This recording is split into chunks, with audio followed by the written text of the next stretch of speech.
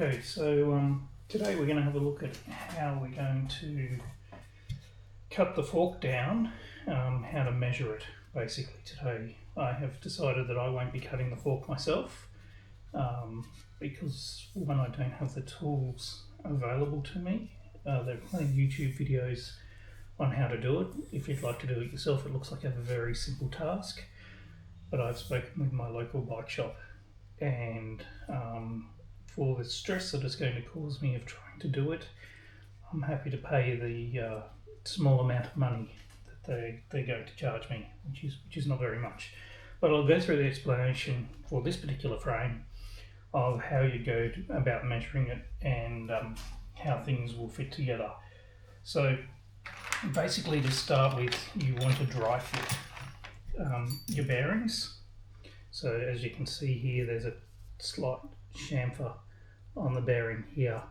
Now the chamfers on the bearings go into the frame, so at the bottom of the bearing you kind of get that flat square outer surface. So you just push it in like that, just to lightly fit it. And the same with the other bearing, you can hopefully see that there's a chamfer there, and we just push that in up the top. Hopefully, because it's being dry fit, you have to kind of be a little bit careful with it because you don't want to do too much damage to everything. So we just push those into place and you hear them kind of click. So they're square. Now this is actually for the bottom of the fork, and it's also got an internal chamfer on it, which matches the internal chamfer of the bearing, which goes in there. And also goes on the fork.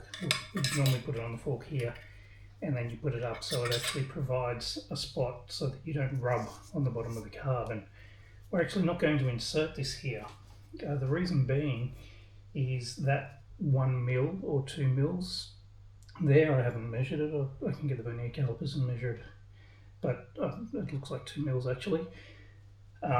If we don't put that in, that allows, when we mark it at the top, to be able to allow for the marking tool to be slightly above the alignment. So what we'll do is we'll push this in, and we'll just let the frame sit like that for a moment, and we'll take the top one, which has the allowance for the cables, and slide it on like so, and you can see how it just spins on the bearings like that. Now I've already taken this apart. It was just 4 hex screws to pull it apart. The reason being is, so the top cap here, we'll be using this top cap instead of the top cap on here when it's finally all done. What you then do is literally slide this in place. I've loosened off the 2 screws on the side as well. Slide it in place like that, make sure everything is sitting flush, so just put a little bit of weight, don't put too much obviously because they're carbon forks and you don't want to damage them under load, and you just make sure everything's sitting flush and quite happy. And then you get your marking tool, so for example this, but I would suggest using something with a really fine edge, and you literally just score it around here, just below or just on the front of the level. The reason being is, as you can see as I turn it, the back here is much higher, so we want to do it at the front. And then basically once you mark it, because you've got that extra 2 mil that we haven't inserted here, that post will drop down another 2 mil, so you could actually cut at your line or just below your line. And then the whole idea behind that is, once you've cut it, just pull this out and have a bit of a look. So once you cut the frame, or cut the head end, I should say, cut the frame. We don't want to be cutting the frame. Basically, what you will do is this will insert into the top of the forks like that. You want the load. Basically, what it does is when you tighten up the hex bolt in there, it causes this compresses together, and you can see there it causes outward pressure like that, and they split open. The reason for that is then it gives this a really nice hard surface, so that when you come through and bolt this fella on through here, you can actually tighten that up to the torque specifications that are needed. Now, as you can see with the length here, you've got a little bit of playroom, so the length of that and that give you a little bit of playroom. So just tying them together so you can see, kind of see how much playroom you've got through that hole there. Hopefully you can kind of see it when it sits level down here. You can kind of see that it will stick out of the bottom ever so slightly, which is what you want. And then what we will do is that once that's all put together, this will actually screw in here like that to give you that really slammed look.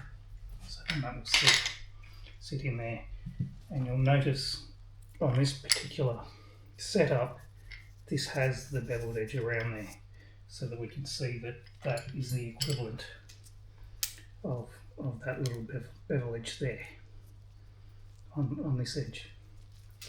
And then we'll be able to steal the little rubber off the top of this guy and put it on here to give you that nice aerodynamic feel across here, and to hide the bolt head. So that's basically it. Once you obviously score and measure wherever it was on here, I did actually give it a slight nick mark, which you can't really see, but basically hopefully when it comes back from the bike shop, our head tube's going to be about this long instead, and all of this will go away.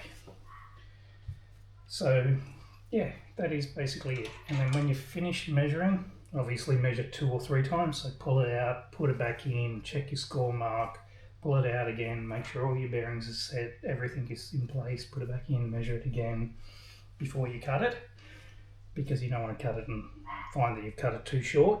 It's alright if you cut it too long, but if you cut it too short, obviously you'll be looking for some new forks, and you'll have to go back to the guys and ask for new forks. And then when you're done, these bearings should, with any luck, because they're just press fitted in there, you just gently sit there and play with them with your fingers until they slowly just working your way around. Don't refat them, just gently work them out. Again, because they're dry fitted and there's no grease, you want to be very careful pulling them in and out. You don't want to do too much damage to the carbon in here and make them loose.